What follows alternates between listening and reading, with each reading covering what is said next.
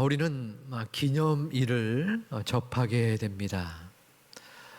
생일이나 또 결혼 기념일 등을 또 맞이하면서 뭔가 축하도 하고 또 그것을 격려받기도 합니다. 때로는 사랑하는 나의 가족이 또 멀리 세상을 떠나 이별을 한 그 날을 기리기도 합니다.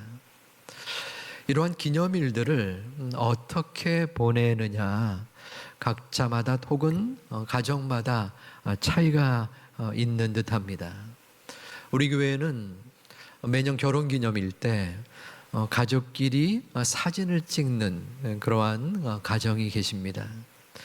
뭐 사진 찍으면 찍지 뭘 그게 대수냐라고 하지만 굉장히 어렵습니다. 저도 그 모습을 청년 때 보고서 나도 결혼을 하게 되면 따라해야지 하는 마음을 가졌었는데 지금까지 20번이 아니라 2번 했습니다. 아마도 그 가정은 50년 넘게 계속적으로 했던 것 같아요. 그 가정의 그 기념일을 보내는 그 상황들을 통해서 가족 간의 우애와 사랑을 점검하고 또 돈독하게 지냈으리라 하는 그러한 생각을 해봅니다. 기념일을 어떻게 보내느냐에 따라서 그 가정에 큰 유익이 되는 것을 저는 느껴봅니다. 오늘 말씀에 예수님께서 본문에 나를 기념하라 라고 하십니다.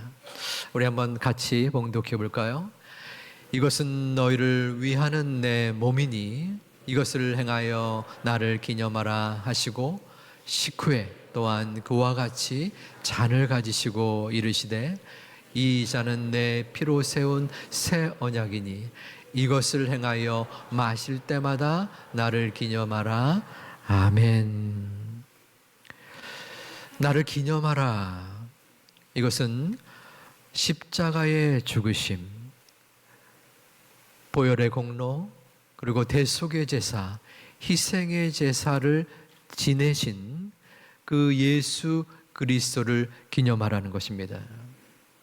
예수님은 제자들을 만찬을 베푸시고 또 그들에게 떡과 포도주를 주시고 이것이 내 몸과 피라라고 말씀하셨습니다. 그 만찬의 시점은 굉장히 중요한 상황이었어요. 왜냐하면 여러분들 가족끼리의 관계가 돈독하지만 혹은 생전 몰랐던 사람들과 함께 오랫동안 동고동락한다면 그 관계가 굉장히 깊어질 수밖에 없습니다. 제자들이 예수님에게는 특별한 존재였어요. 하나하나 뽑아서 가르치고 또한 양육하고 어떨 때는 제대로 이해하지 못하여 반복하다가 꾸짖기도 하시고 그래서 온전한 제자로서의 모습을 키워온 것이죠. 그런데 이제 그 예수님은 떠나야만 하는 것입니다. 같이 있지는 못하는 것이에요. 하늘로 올라가고 죽음 후에 부활하시고 이러한 마지막의 순간에 제자들과 지금 식사를 하는 거예요. 마지막 만찬을 베푼 것이에요. 그러니 얼마나 중요한 시간이며 또 그 안에서 내뱉는 그리고 그 안에서 교훈되어지는 그 귀한 가르침이 있지 않았겠습니까? 그런데 그 가르침의 중심되는 메시지는 바로 나를 기념하라라는 것입니다. 지금 예수님은 나를 기념하라라고 하시는데 이 말씀의 수준이 중요합니다.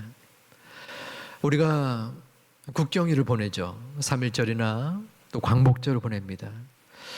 그 국경일에 여러분들 얼마나 그 3.1절 광복절의 의미를 되새기고 또 느끼고 또 그것을 위하여 무엇인가 표현합니까? 저도 그렇게 많은 마음의 투자와 노력을 하지는 않는 것 같아요. 지금 나를 기념하라 하는 정도의 수준이 광복절을 마음속에 생각하고 국경일이구나 하는 정도의 수준이 되어서는 안 된다는 것입니다. 나를 기념하라 라는 기념의 헬라어의 안나모레라는 이 뜻은 기억하다라는 뜻입니다. 그리고 이 출애굽기 12장 14절 말씀과 연관이 되어 있습니다. 너희는 이 날을 기념하여. 이 날은 이스라엘 백성들에게 굉장히 큰 의미가 있었던 날입니다. 이스라엘 백성들은 애굽의 땅에서 노예로 생활했었어요. 그런데 하나님이 야, 애굽을 벗어나 가나안 땅으로 가라라고 명령을 내리셨죠. 그렇다고 자유롭게 갈 수 없었습니다. 왜냐하면 묶인 신분이었기 때문이에요. 애굽 왕에게 요청을 했습니다. 우리를 그냥 좀 내버려 두세요. 가게 해주세요. 하지만 애굽 왕은 당연히 거부를 하였죠. 하나님이 애굽에 재앙을 내리셨습니다.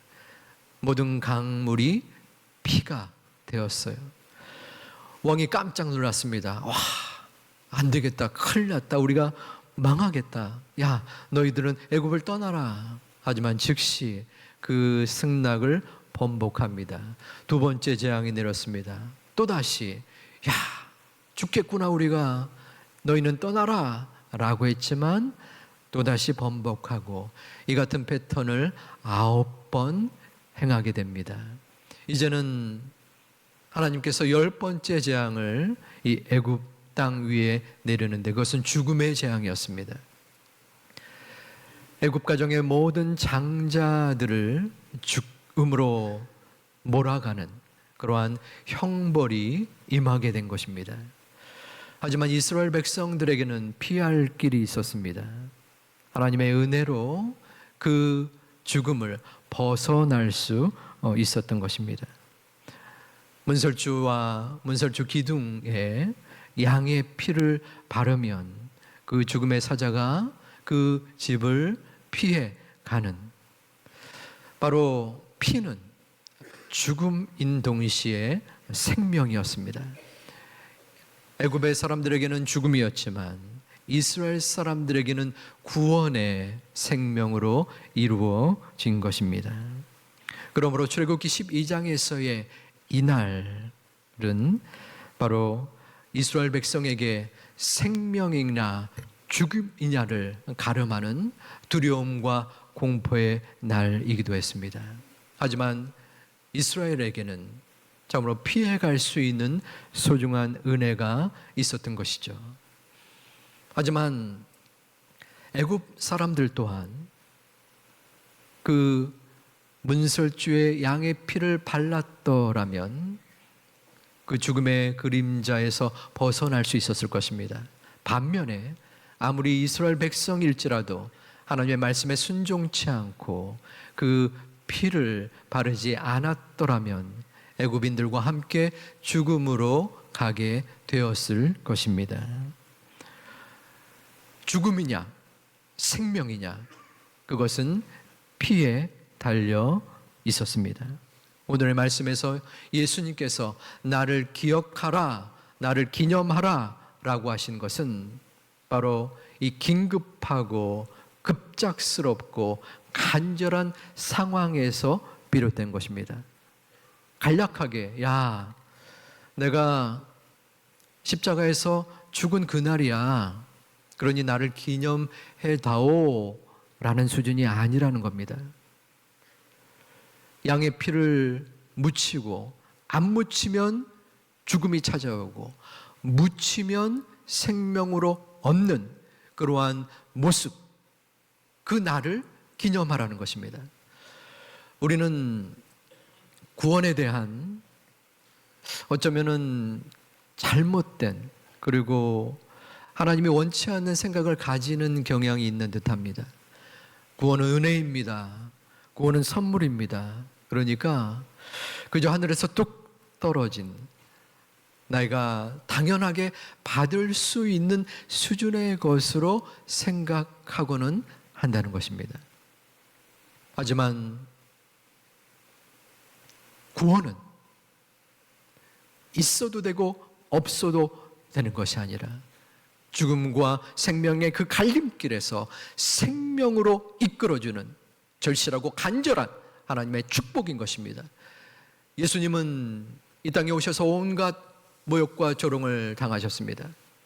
그리고 우리를 불쌍히 여기시사 아무런 죄 없는 분이 우리의 죄를 대신하여 십자가 위에서 피 흘리셨습니다. 그 피 흘림으로 우리는 하나님의 자녀가 된 것입니다. 우리의 능력이 아닙니다. 우리의 믿음의 수준이 아닙니다. 부모님의 기도 때문이 아닙니다.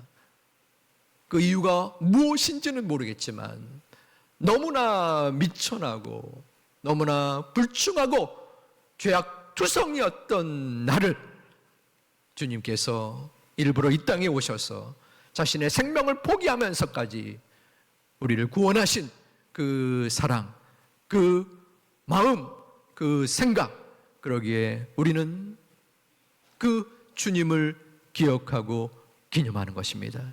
그 주님의 기념의 이 목소리를 마음속에 받아들여서 주님 앞에 온전하게 내 마음과 믿음과 생명을 이 성찬의 예식 때 보여드리고 또한 치유되어지고 회복되어지기를 주님의 이름으로 축원드립니다.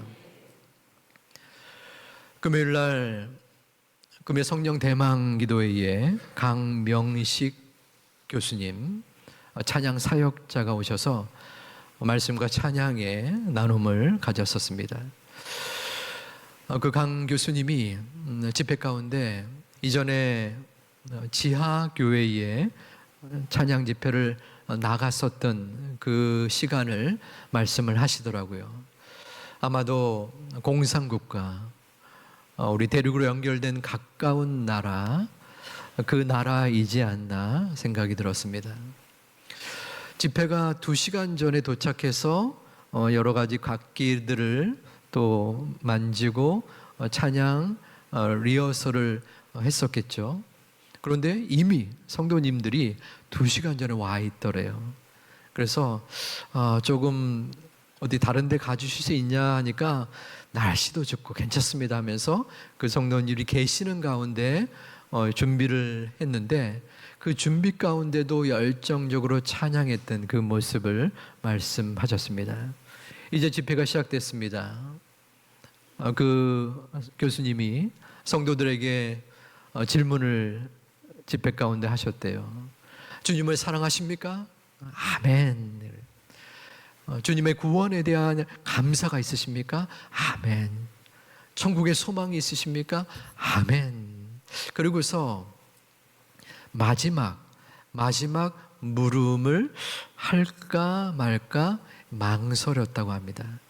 그러면 그 물음이 무엇이었냐면은 하루라도 빨리 예수님의 품 안에 안기기를 소망하십니까? 아멘이 하나도 없네요. 왜 망설였을까요? 자, 하루라도 빨리 주님의 품에 안기려면 어떻게 됩니까? 운명을 달리해야겠죠. 네.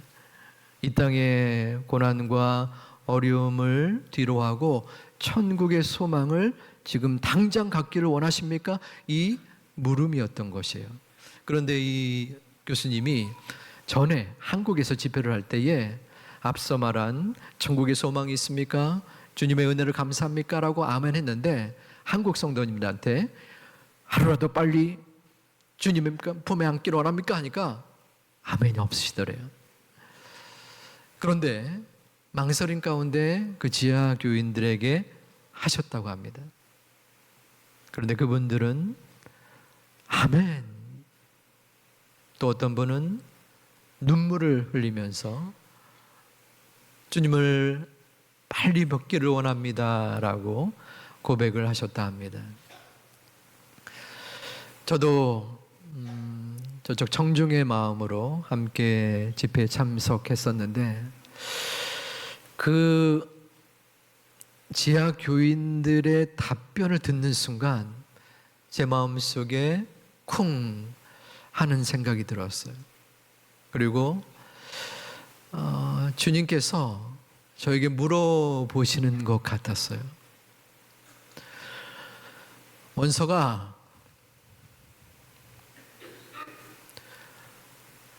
너도 하루 빨리 하루 속히 나를 보기를 원하고 소망하냐?